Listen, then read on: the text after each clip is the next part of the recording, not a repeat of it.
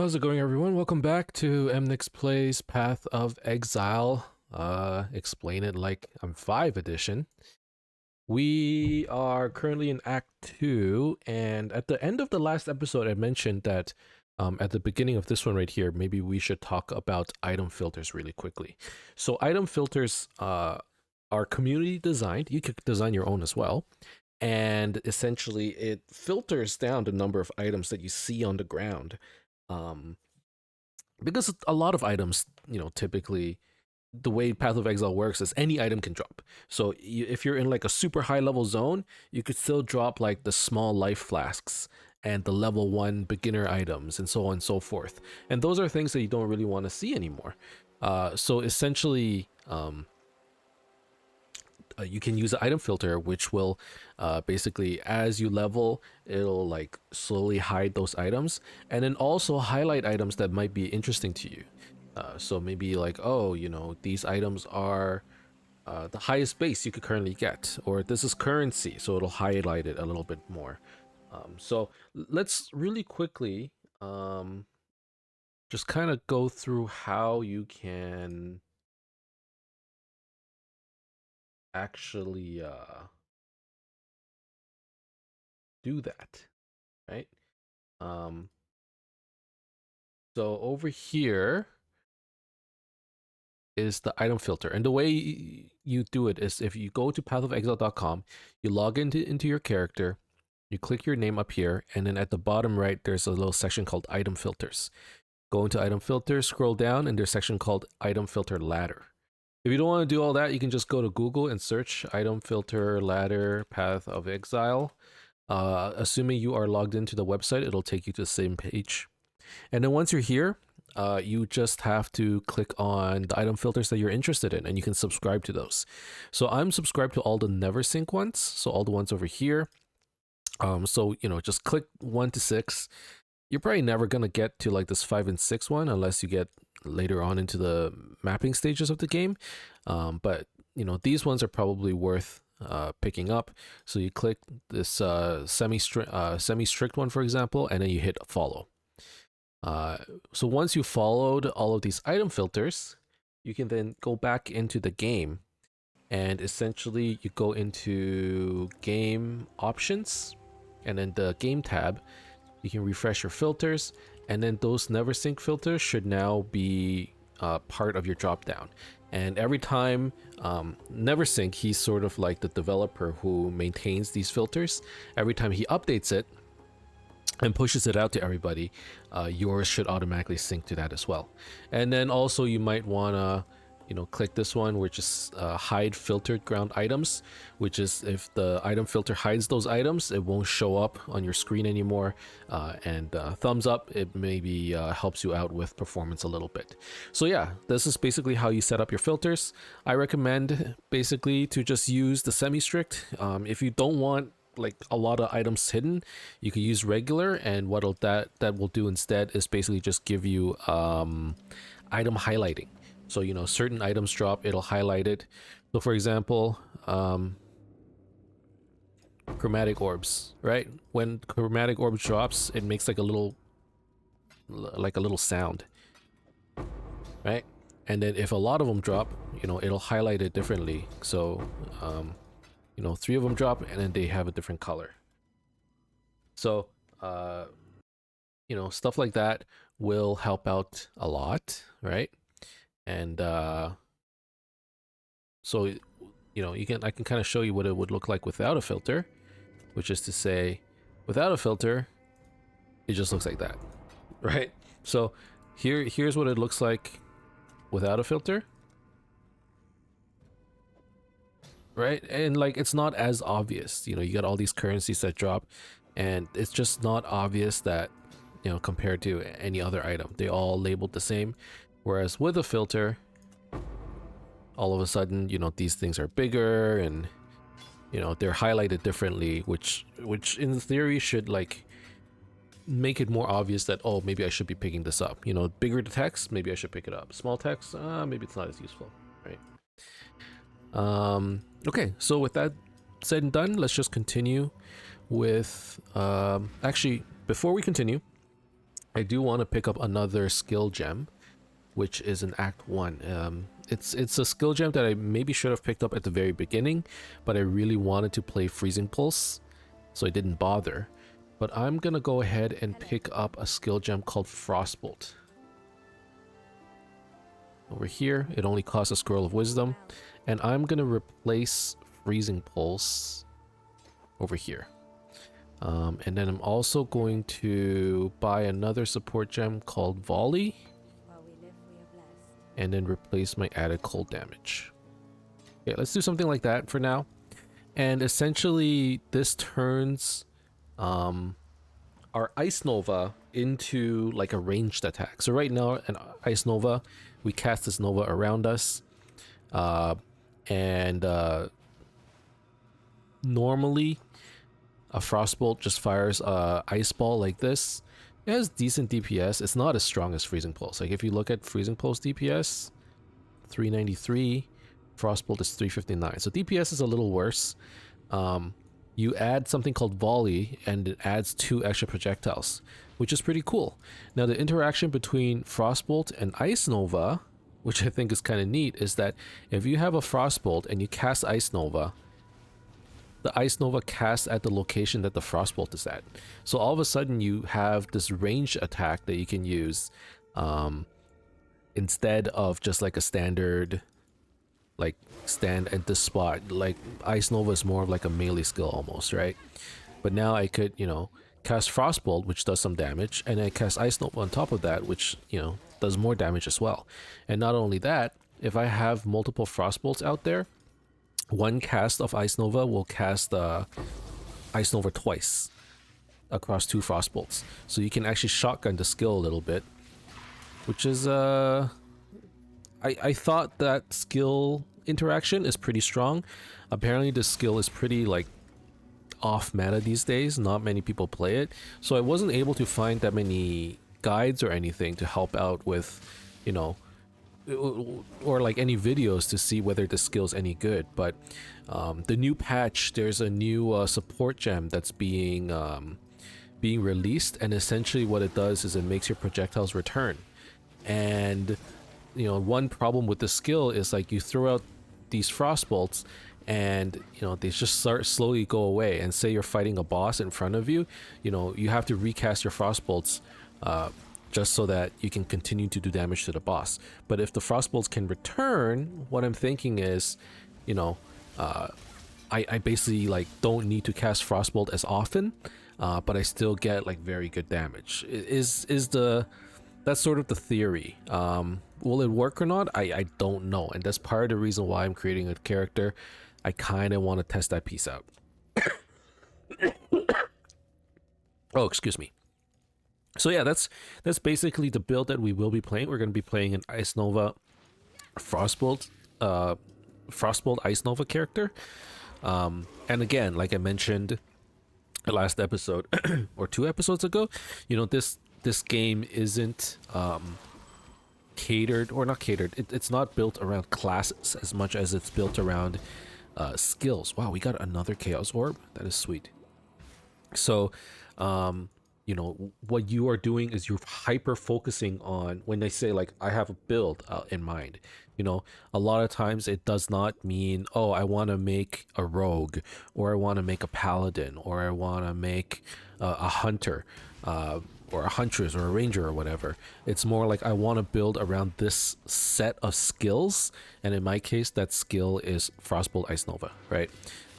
Some people talk about like I want to play a Cold Witch, and then you know, you think about Diablo 4, a Cold Witch, what does that mean? It's like, okay, you have like a cold skill, Ice Shards, as your like generator skill, and then you have another cold skill, you know, Ice Block, and then you have, you know, like 5 or 6 different cold skills that you're basically using on rotation, right? And this skill, in this game, it's a little bit different, because instead you're like, I'm gonna build around one skill, Ice Nova. And in this case, we're building around two skills because it's a two-button playstyle where you cast Frostbolt, and then cast Ice Nova after that. But say you're just playing Ice Nova. Okay, I'm going to build just around this skill, and I'm going to cater all of my passive points and my items towards that one skill. Everything else, they're like utility skills that support Ice Nova. But your main damage skill is like this one skill. And that's just how Path of Exile works, at least Path of Exile 1. When Path of Exile 2 gets released, from my understanding, it's going to be a lot more like Diablo in that sense, where you can have multiple skills. They're adding things like multiple weapon sets, which I think is super cool, by the way. Don't get me wrong, it looks super cool. That allows you to, like, you know, these weapons specialize for on lightning damage, and these weapons are specialized towards cold damage. And then you can have multiple builds going in that sense. But honestly, I expect I totally expect to still be hyper focusing on one skill. I feel like that's sort of just how Path of Exile works. That's how everybody builds. This game is very min-maxy, where you try to get the maximum amount of value with the minimum amount of investment. And really, I feel like the only way to do that is to just hyper focus on that one single skill and make it as strong as possible. So but yeah, but I mean, Path of Exile 2, the game isn't being released for another year, right? The beta is not coming out for another year, so really you don't really need to worry about it just now. I am super excited after all the trailers and stuff that I saw. I'm just so excited to play it. I really want to try it out. Hopefully we'll be given the chance to do that sooner rather than later. But yeah, we'll have to see. So just now we killed Fidelitas, and he drops the Baleful Gem, which is a quest item. You have to keep it around in your inventory. When you come back to base, you get essentially another that completes the quest, and the quest reward is one of these skill gems. And the skill gem that I'm gonna pick up here is gonna be, I think, Herald of Ice. I think it makes the most sense. Cold Snap makes sense too. But I think I'm gonna go Herald of Ice. And essentially, Herald of Ice is another, it's not an aura, it's a buff, but it also reserves mana. It reserves 25% of your mana, and it gives you flat spell damage to your skills, which I think is going to be very important. Are there any other skills I might want? Not really. So let's sell everything. Let's take a look at these boots. No movement speed, so we are gonna pass on that.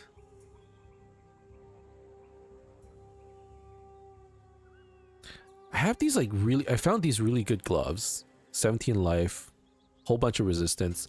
And again, I can't equip it because I got this 3-link happening. Actually, what I can do is I can do this. So this is gonna give me more defense, more life, more resistance. I lose out on this 3-link, but I don't need that much damage on Frostbolt. So I'll just do Frostbolt Volley. And then over here I can have... These are just support gems. Clarity, Frostbomb. Don't really want to lose my movement skill, but for now let's roll with that. And then you actually have a second alternate set of weapons, and typically what I like to do is I like to keep an alternate set of weapons just for leveling gems. So even though you have a second set, even though you're not using it, the gems on those sets will still level up. So it's actually really nice if you want to level up some gems that you're not ready to use just yet. You could definitely do that. So let's sell all the stuff I don't need.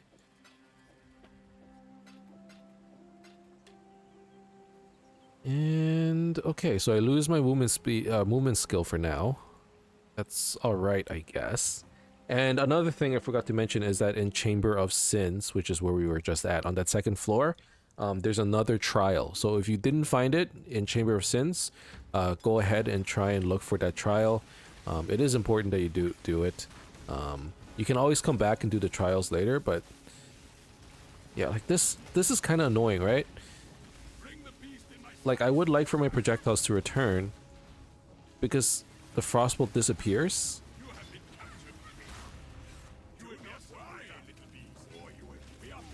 Okay. Like sometimes the frostbolt flies off screen, and when I cast Ice Nova, I'm getting like off-screen Ice Novas.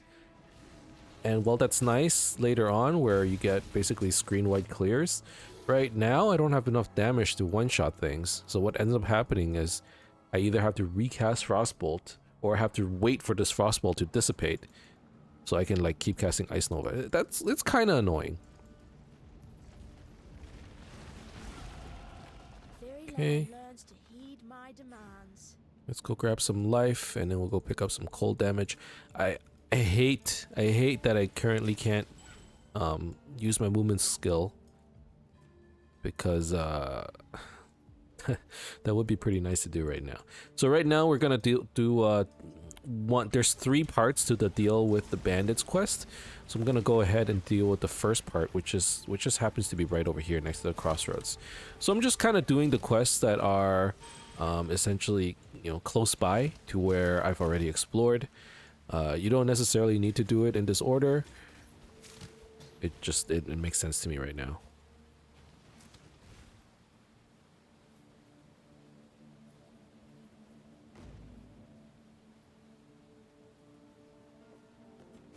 Okay. Otherwise, so far so good, right? Like our damage is looking pretty good. Our main damage, which is Ice Nova, it's on a 3-link. Our Frostbolt, we just moved it down to a 2-link from a 3-link, but again, I think like Ice Nova should be our main focus point. So I'm not gonna try and juggle 2 3-links, especially when we're upgrading gear all the time. I'm gonna try and keep one main 3-link, and then the other stuff I'll just rotate out, just so that I can keep upgrading my gear. Okay, so Caitlyn, basically the way the bandit quest works is you can either help the bandits and kill the other bandits. So help one bandit and kill the other 2 bandit, or you can kill all the bandits. And depending on how, you know, who you help or whether you kill them all, you get different rewards. Now, Creighton, if you help her and kill the other 2 bandits, you get 6% attack and cast speed. You can see right here, 10% chance to avoid elemental ailments and 6% movement speed. Basically, from my understanding, everybody basically just kills all 3 bandits. There's like 1% of users that actually they help Alira, who's basically not, basically, long story short, Creighton gets killed every time. Everybody kills Creighton. So you don't need to think too hard about it. Basically, if you kill all 3, you get 1 or 2 passive skill points. I think it's 1, which is actually quite useful. 2 points, I think.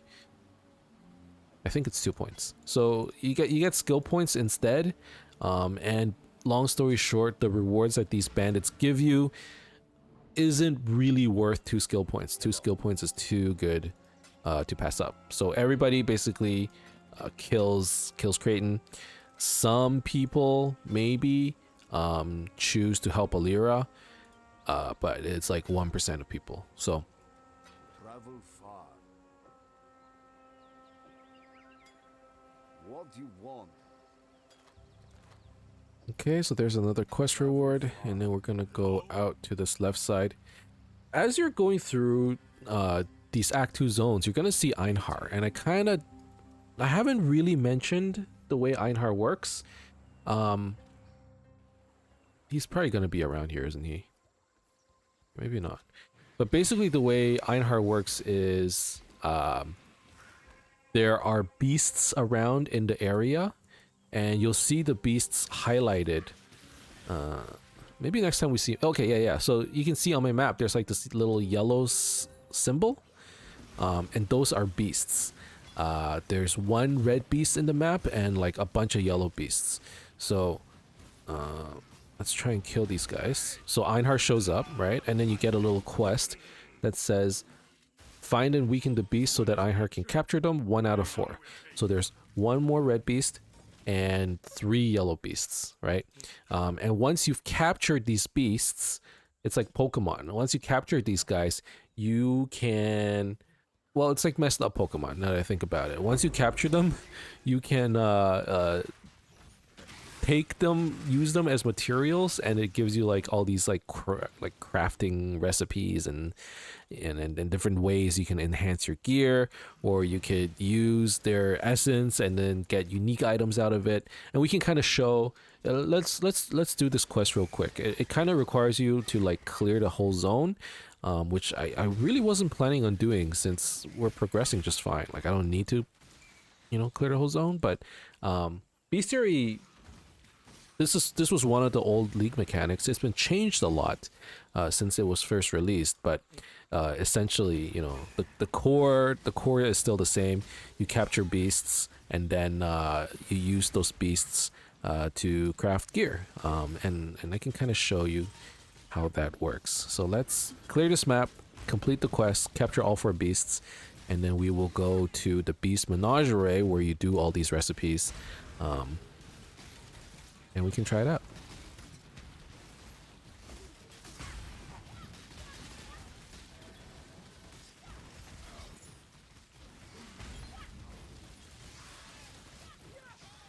Damage is still not great against like these tankier beasts.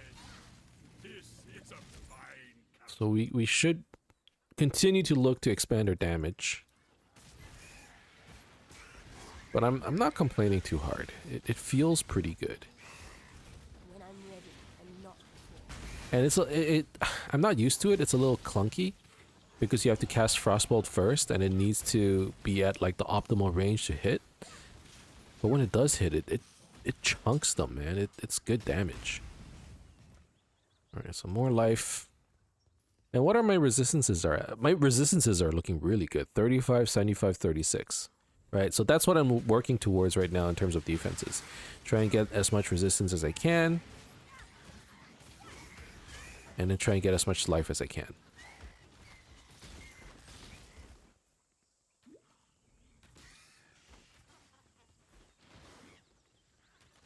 If possible, I would really love to get another blue socket. That would be nice. Okay, so when you get to the waypoint, you can see that there's actually a little bit of a crossroads. It doesn't really look like it, but you could either follow the big path over here, or you can follow the gravel path. And that'll take you to the other zone. And I actually want to go to the other zone, but I forgot. Like I said, instead of trying to progress as fast as we can, let's clear these beasts so we can talk about the bestiary mechanic. And like I mentioned last episode, this is what I mean by, you can learn Path of Exile content piecemeal. You don't need to learn everything at once. The game kind of throws it to you slowly. Every act, you're going to see 1 or 2 new things. And you don't need to learn it in thorough detail until basically you actually need to learn it, right? Now, when do I actually need to learn it? Probably in the end game. A lot of these mechanics, they're helpful early on, but you don't need to use it unless your gear actually just sucks a lot or something. But it's still worth showing, and the idea is that instead of overwhelming you at the end of the campaign with like, all right, here's 10 years worth of League content, thrown into the base game at this point. Instead, they like drip feed you the mechanics as you go through the campaign, which it's kind of nice, I think. And it makes sense.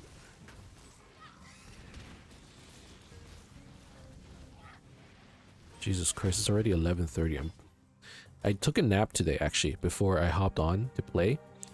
Just so tired. My baby, she's been waking up at like 5, 6 a.m. Luckily, I don't have to be the one that actually has to hold her and get her back to sleep. But I still wake up early to sort of take care of her so that my wife can get some sleep. So at around 6:30, 7, I'm getting up And honestly, yeah, maybe I should be going to bed earlier, but it's hard to do. It's hard to sacrifice, you know, the evening is when you get your gaming time done, right?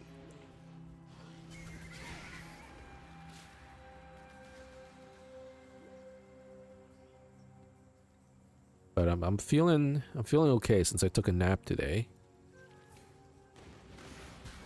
I've become like a really good napper, I think. Like I could nap anywhere. And even in the past, I used to, I've always been a pretty good napper, but now it's like I could fall asleep really quickly, and like I don't need that long of a nap. Like 30 minutes, after 30 minutes, or after 15 minutes, like I feel pretty good. I feel like, you know, I've gotten good at just, you know, doing efficient naps.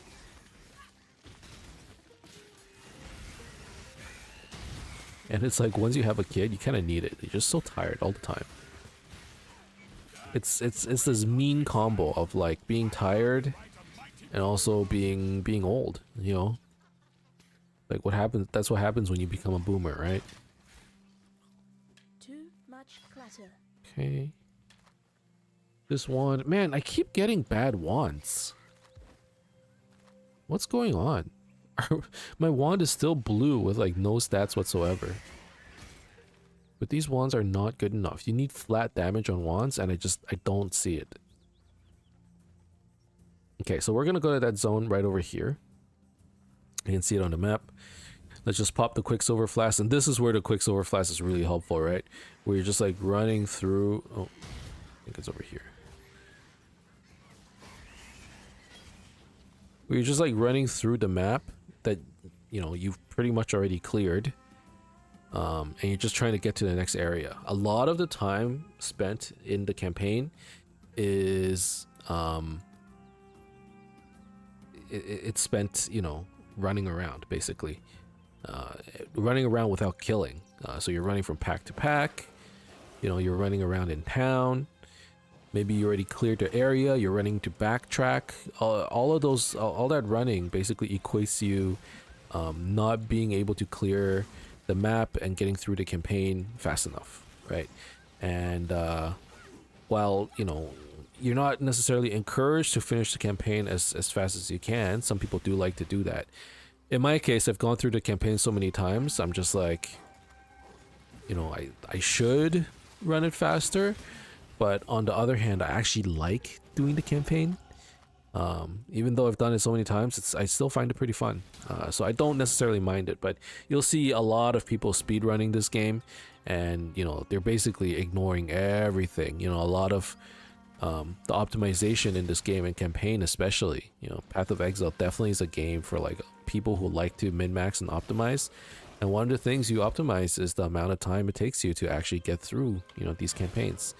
And you'll find that they'll be like basically never killing white mobs, only fighting blue packs, only fighting rares if they're under leveled, and then just like running through everything. If you want to go faster, that's what you have to do. Don't spend as much time in towns. Don't spend much time reading gear. In fact, maybe don't even pick up any gear, right? Like you don't, damage is really reliant on gem links. And then you could always just craft your own defensive items. Like that's how some people approach that game, but I feel like at that point you're like almost optimizing the fun out of it. I have plenty of fun doing what I'm doing. It takes me a lot longer to get through the campaign. Most people get through it in like the first day on like a league launch. It takes me probably a week to do it, but I don't mind. Like I said, it's still fun for me, so it's fine.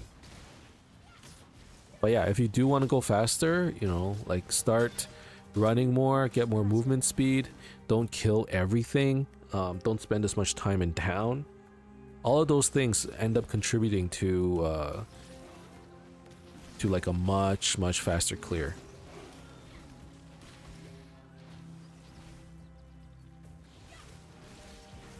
Okay, I'm trying to find Oak because I want to kill him before we move on to showcase the bestiary stuff.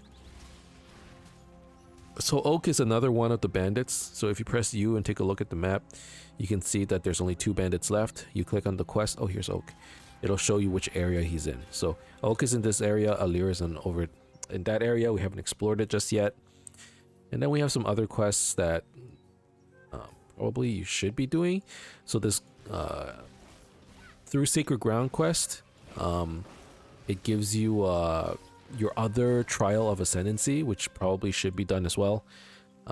In my case, I already did the trial, so I don't actually need it. But definitely, you know, you should do it. So Oak, we're gonna kill him.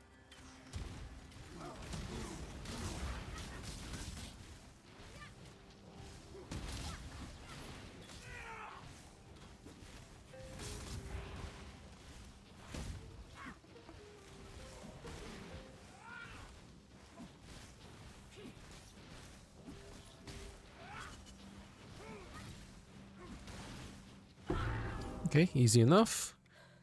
This land And then let's teleport home. I grabbed the waypoint for that area as well.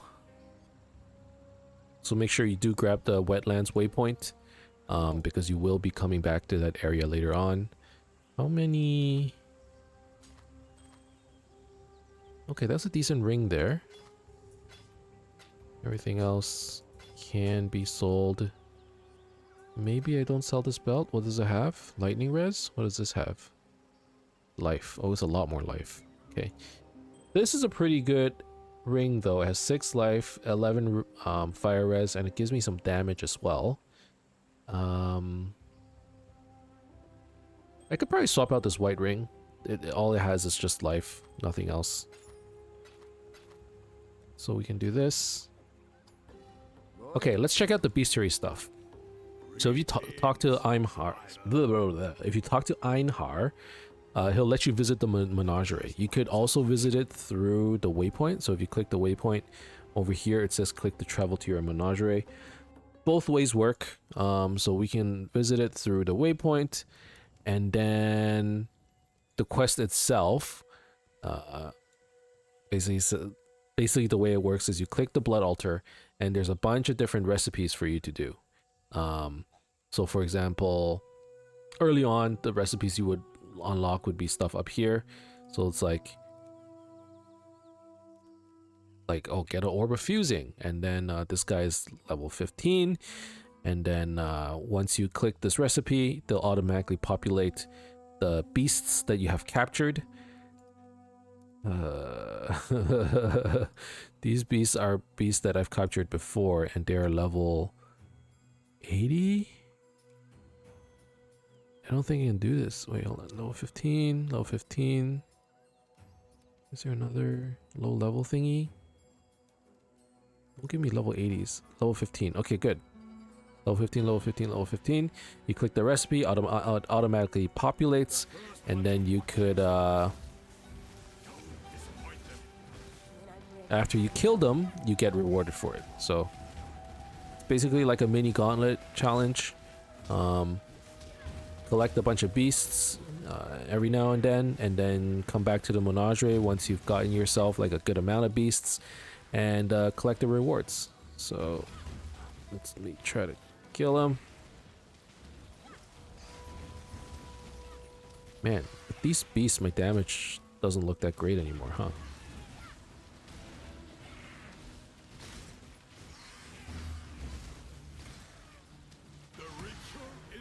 Okay, there we go. And you get 1 orb of fusing. There are some like decent recipes in the blood altar. The ones I like doing are the ones where you can actually create unique items. So you can get like unique boots, unique gloves, unique whatever, depending on which beasts that you pick up.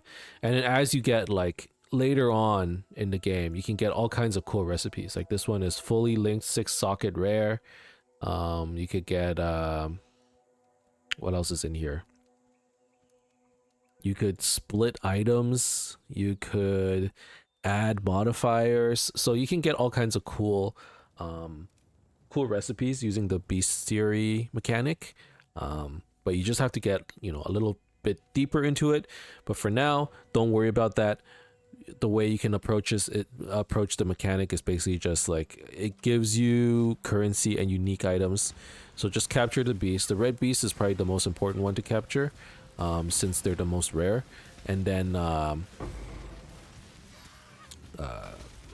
And then once you find that, oh, I have a bunch of beasts that I've already captured, I haven't redeemed them yet, you can go visit the menagerie and see just like what recipes are available to you. And then based off of that, go do a couple recipes, get some rewards for it, and then use those rewards to springboard your current campaign progression, right? And I tend to like to do it at the beginning when I don't have a lot of gear. So like I would capture a couple beasts, maybe full clear a couple zones, and then and really you don't necessarily need to do it. Your gear is probably, it should be good enough to clear the campaign without it. You know, chances are you're probably pretty over leveled, but if you find you have pretty crappy gear, you're not doing enough damage, yeah, go ahead and just collect some beasts and run the menagerie.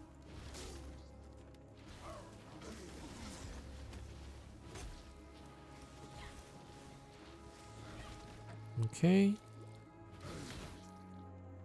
So far so good. So we're at the Western Forest, which is this last leg over here. And what we're gonna do is we're gonna follow the path all the way to the end. We're gonna see these guards. Gonna kill them.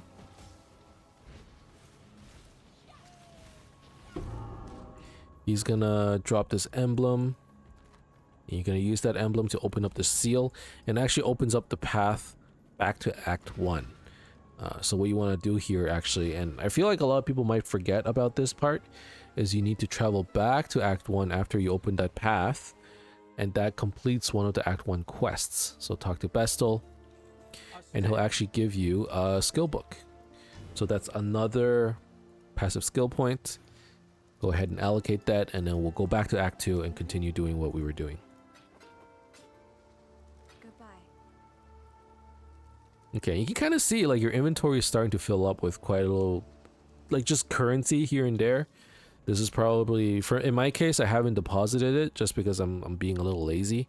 But you know, obviously go back into your stash and deposit it. I think the game gives you 4 stash tabs. It should be enough to take you all the way through to the end of the campaign. After which, probably stash tabs become a little tight. But you know, until then, it's probably not something you need to worry about. Okay, so now we are going to kill Alira, which is the 3rd bandit, and get our passive skill point. The way you find Alira, if you don't want to actually clear this whole area, is you walk along the path, and then eventually, if you look on your maps, there's going to be one section that looks a little gravelly. Like if you look over here, this area looks gravelly, and also there's straight up just like a torch that lights your way as you walk along the path. If you find this torch, you notice that there are some rocks on the ground, like gravel rocks. Just follow those rocks, and then they will take you to Alira. So, you know, if you don't want to clear the whole map looking for her, this would be the trick to doing it. So I'm only looking at the ground, I'm looking at the rocks, following the rocks.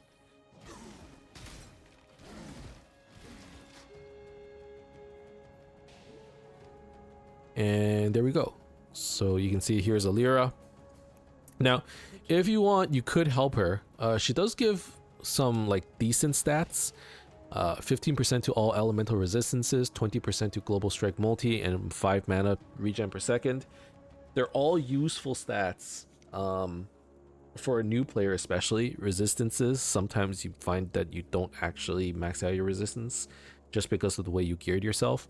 Mana, people have run into mana issues all the time. I don't think we're gonna have that issue on this character just because we're running Clarity, which gives us mana regen, and we're at the top side of the tree which has a lot of intelligence, so we're gonna get more mana that way. Like I picked up a couple nodes that gives me more mana as well. And if needed, maybe I'll pick up Arcane Will, which also basically just gives 5 mana regen per second. So I don't think I'm gonna help Alira, but if you want to, you could do so. At the end of the game, or whenever actually, you could always refund it. It does cost some currency, but you could refund it and then and switch it to passive points at some point later on, probably when you beat the campaign.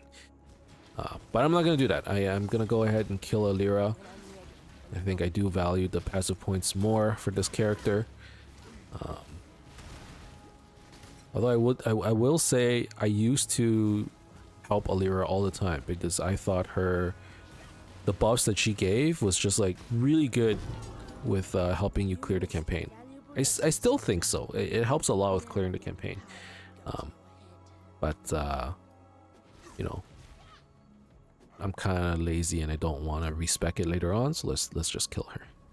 I feel like that's why most people just kill all the bandits, because they're like, yeah, I could take one of the buffs from bandits, but then once I get into a late game, I need to refund it back to passive points because that's when your passive points are very valuable. So I'm not gonna bother. You know, it's just like people who hoard skill points, not knowing where they'll put it, but they don't want to put it in the wrong place, or have to like, oh, put it somewhere and then later on respec out of it. It's like, you know what, forget it. I'll just put it, you know, I'll just spec it so that when I, like later on in the game, I don't need to spec it again.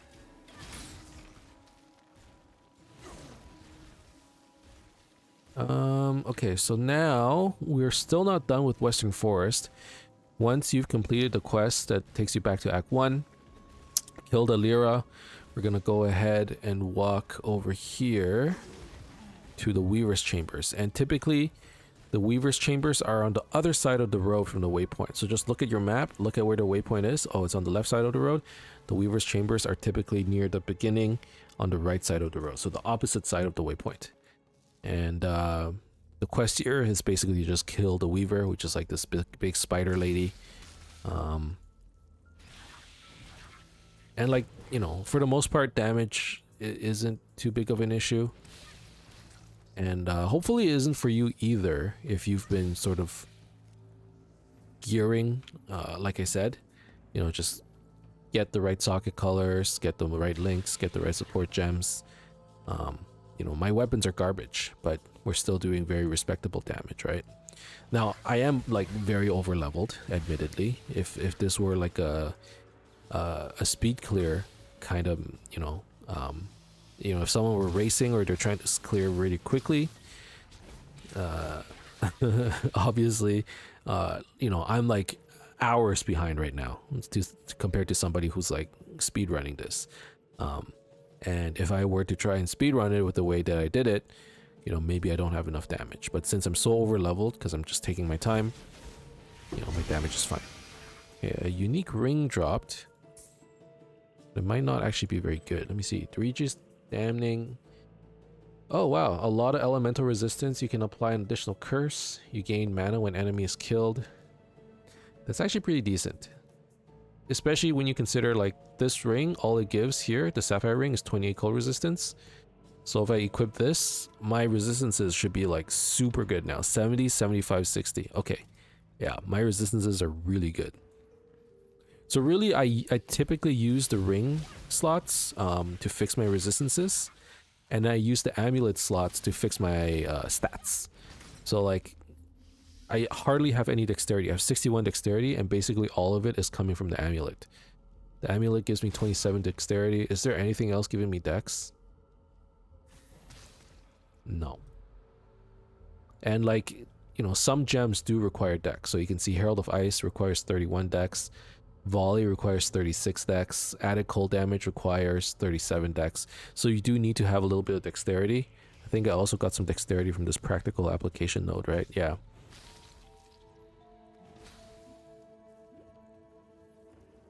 And so yeah, so I feel like for a lot of witches, dexterity is the hardest to come by. Strength too, but for some reason dexterity feels just harder.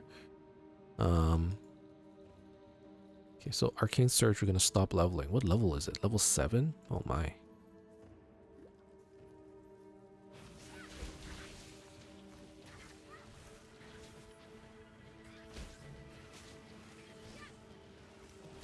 Everything dies. Oh, I missed the entrance to the boss room. It's right over here.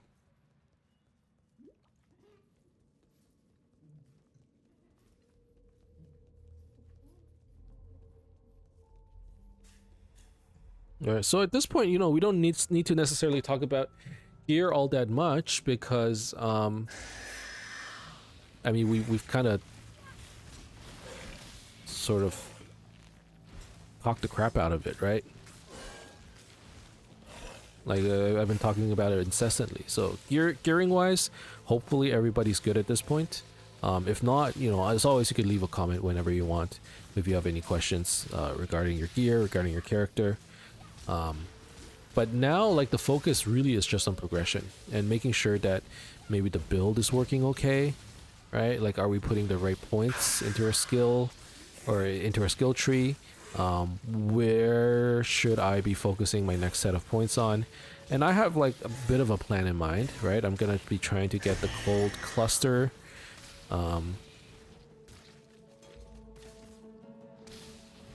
Okay. So I'm gonna be aiming for this cold cluster over here. I see a lot of cold damage, so I'm gonna be going there.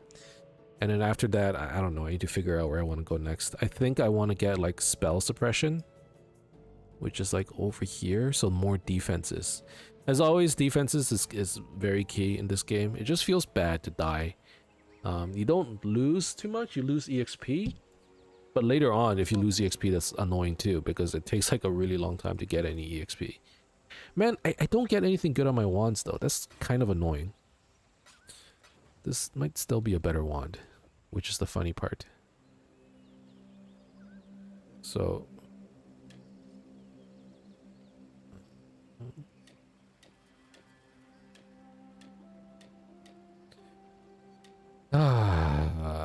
sort of annoying. Oh my.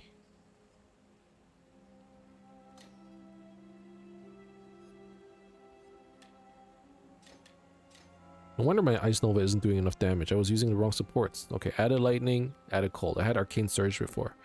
So this wand does give me more spell damage. The problem is I lose my blue-green sockets, which is what I really need. So unfortunately, I don't actually think I can equip this wand. We did get a really cool ring though, right? We got mana, intelligence, a lot of resistance. We can apply additional curses, but I don't have curse skills just yet. So that's kind of moot. Oh, and we get another. Ooh.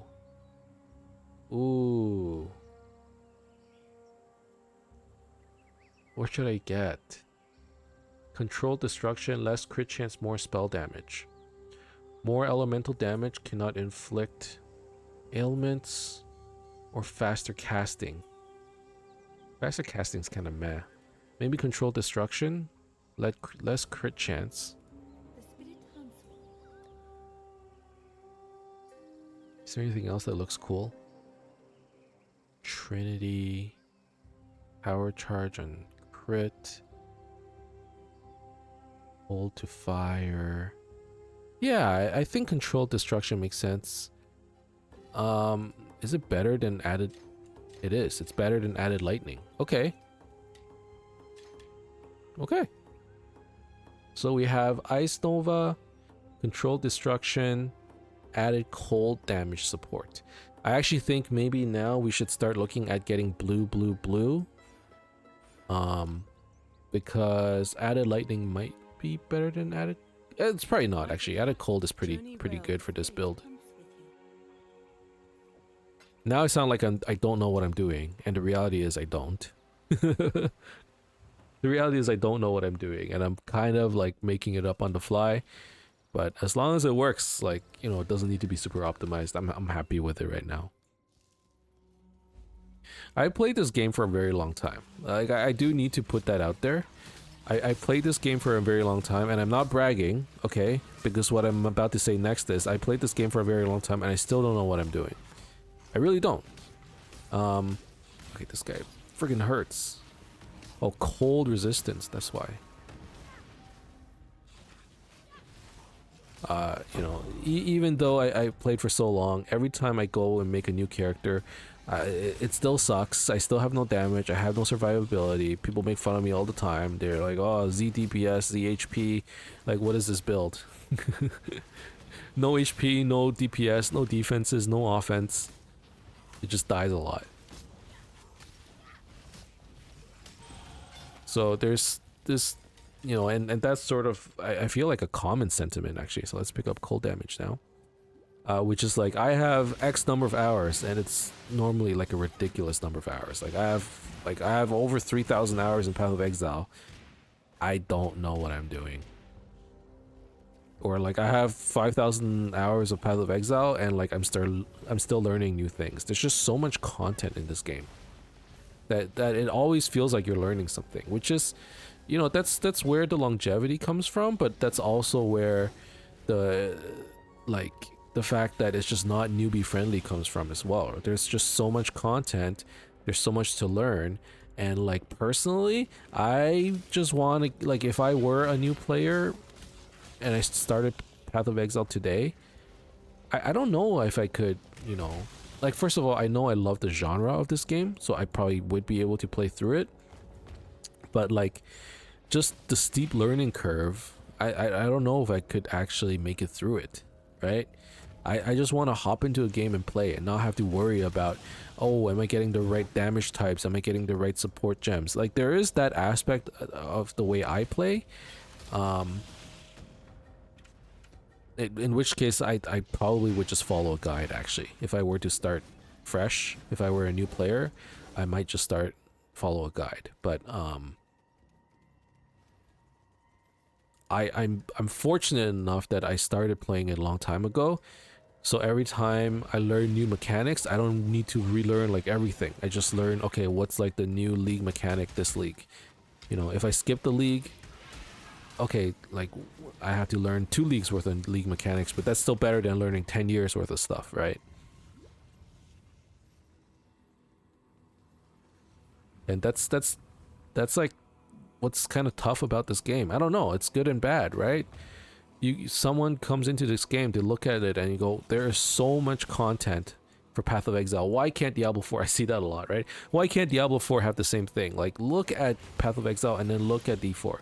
And then, you know, the counter argument is like, well, you know, Path of Exile has had like X number of years to develop all this stuff, and D4 just came out. But like, you know, a lot of people do like the fact that, like, look how much stuff there is to do.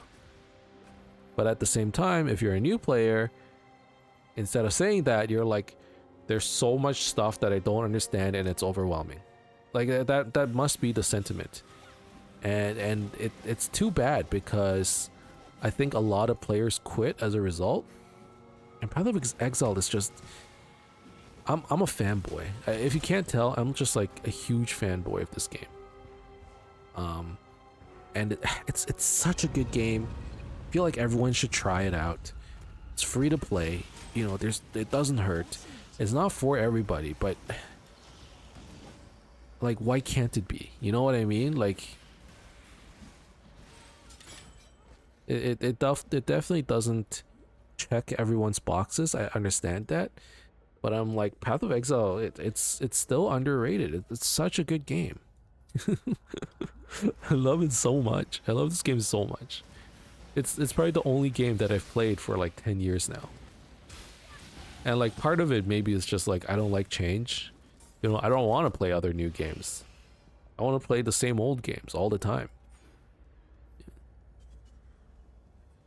You know, I don't want to go to a new restaurant and try out a menu that I've never tried before.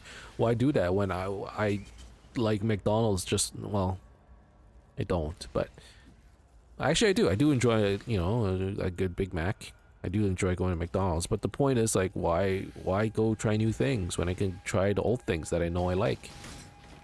Maybe there's a little bit of that in me as well, and that's why I don't, you know, try out other games, but nothing has hooked me like this game has. Really. And like, it has its problems. It's not the perfect game. Is it a 10 out of 10? No. Is it a 10 out of 10 in my heart? Yes. But logically speaking, is it actually a 10 out of 10 game? No. You know, it has problems. And I'm not going to go listing all the problems that this game has. If you look at the complaints people have, you'll see, you know, the community is divided on certain topics. Trading, I guess, would be one of them. That's a big one, right?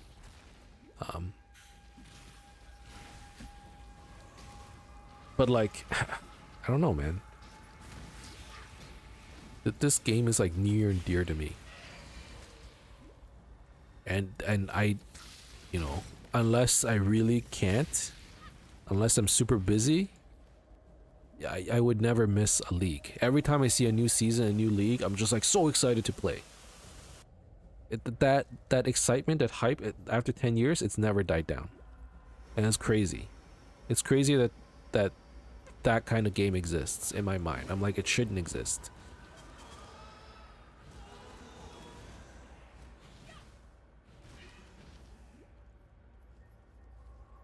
Although, you know, last year I didn't play as much of the Calandra League, Mirror of Calandra League. Luckily, that league was not that good from my understanding.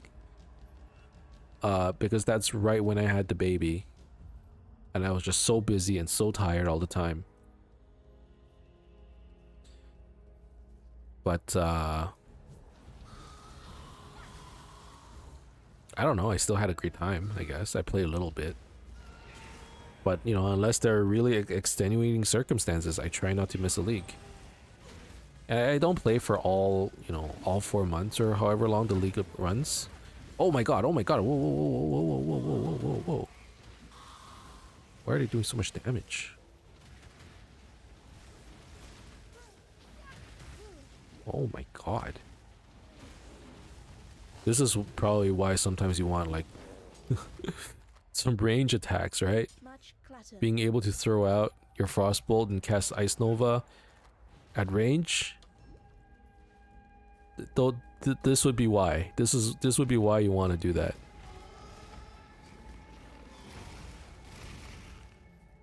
Man, otherwise though our damage looks pretty good. Ah, you know what kind of sucks? We're at the 1 hour mark. It's 12 a.m. I am getting tired. I do need to go to sleep, but I want to keep playing. I want to at least beat the act boss.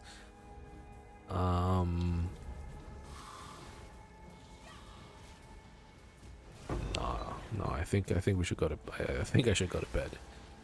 Okay, so let's grab the next waypoint, and then we can call it right there. I'm currently level 26, super over leveled. But it's so fun to kill things right now. It just feels so good. Okay, so I'm gonna grab some more cold damage. Alright, I'm gonna end it right here. We're pretty close to the end of Act 2. This is sort of the last zone before you fight the boss.